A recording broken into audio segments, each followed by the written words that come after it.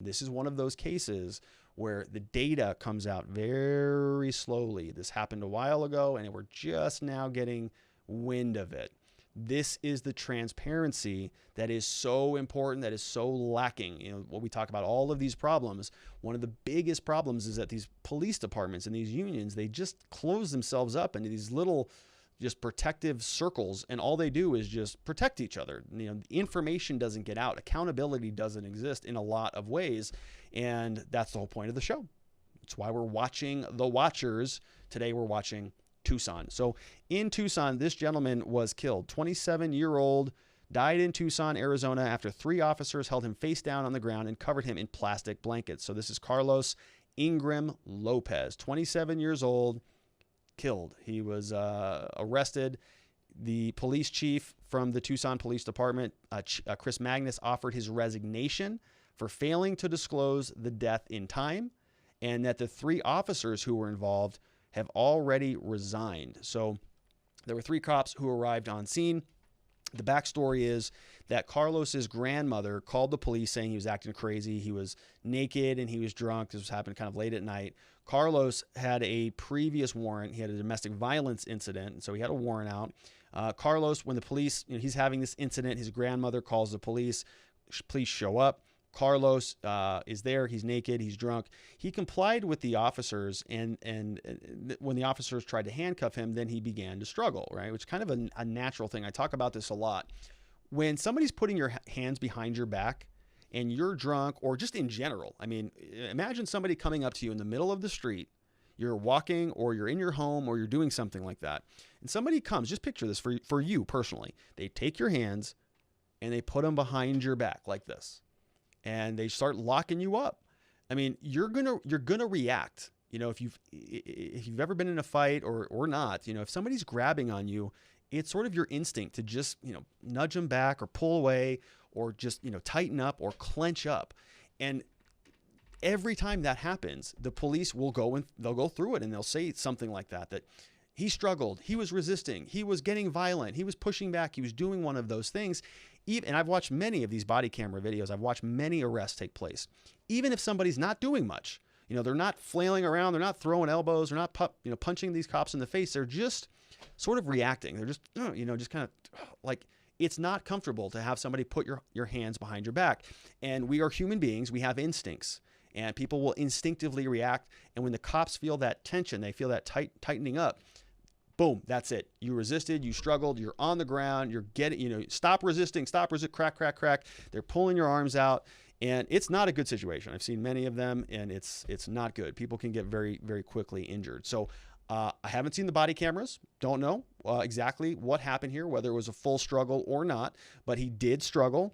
And during the struggle, police get him down on the ground. He is now handcuffed. He's asking for help. So he's laying in handcuffs on his stomach, and the officers covered him because he was naked. They covered him up with some emergency blankets, and they covered, you know, it's like a plastic yellow blanket. And then they would actually, they put, the story says that they put a spit cover over his face. So what the police have, they have these coverings that they can just put over your face to stop people from spitting and you know, slobbering and all those types of things, which does happen. So then he was kind of held on the ground. He was kind of, you know, laying there, and he's down there for about 12 minutes is what this article says. And he's yelling this entire time. Can't breathe. He's calling out for his grandmother.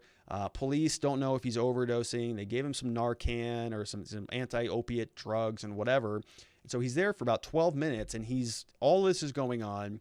They call an ambulance. The ambulance comes on scene, or paramedics come on scene, and he's dead. They pronounce him dead on the scene. He had a cardiac arrest. He had a heart attack, and he's dead. Paramedics come on the scene. This 27-year-old kid, who's obviously going through something, is now dead. The grandmother called the police. I mean, you know, she must be just devastated for calling the cops, thinking that they're going to come help, and now her grandson is dead in her garage or wherever this happened.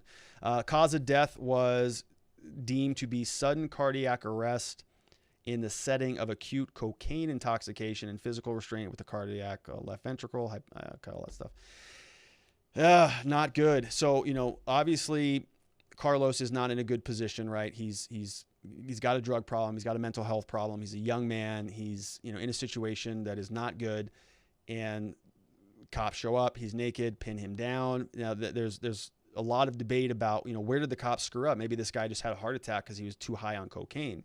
Well, when you put somebody in handcuffs and you lay them on their stomach and you cover them in blankets and you put, a spit thing over their mouth, people have a difficult time breathing in that capacity. It's actually outside of law enforcement policy. When somebody's got drugs in their system and they're handcuffed and they're on their stomach, it's difficult to breathe.